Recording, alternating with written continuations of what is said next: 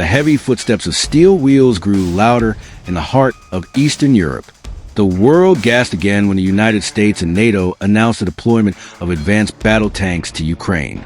This was not merely a symbol of support, but a clear signal that the escalation of the conflict was entering a new, more dangerous phase. Russia, which had initially emphasized Western involvement, now found itself under pressure that was increasingly shaking the military and political balance in the region. American Abrams tanks, German Leopard tanks, and British Challenger tanks were rolling majestically across the Ukrainian terrain. They were not just war machines, but a powerful message to Moscow that NATO was no longer a mere spectator. The sight of these columns of steel moving eastward was a clear illustration of how the West was staking its influence vis-a-vis Russia. But it wasn't just the deployment of defense equipment that was surprising. NATO was also conducting large-scale military exercises near Europe's eastern border. Fighter aircraft, heavy artillery, and thousands of troops were deployed in a war scenario just a few hundred kilometers from Russian territory.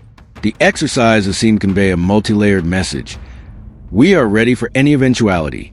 For the Kremlin, this was no mere exercise, but a direct provocation in its backyard.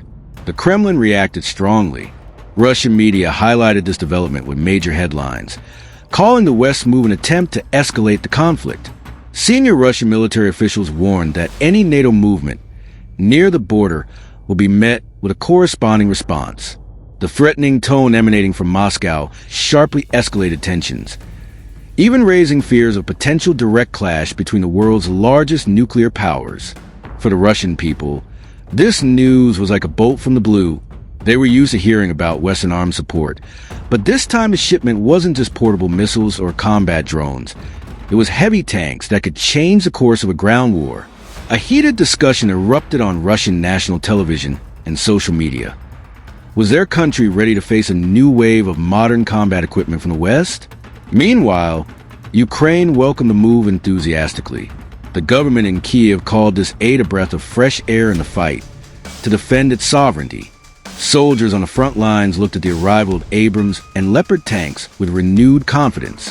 They knew that each new machine would mean additional strength to withstand the pressure of advancing Russian forces in several sectors.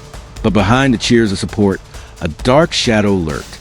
Many analysts warned that the deeper NATO's involvement, the thinner the line between regional war and global conflict.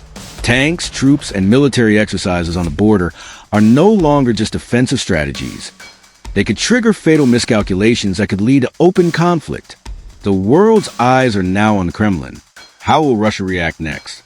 Will it escalate military operations or expand the threat beyond Ukraine?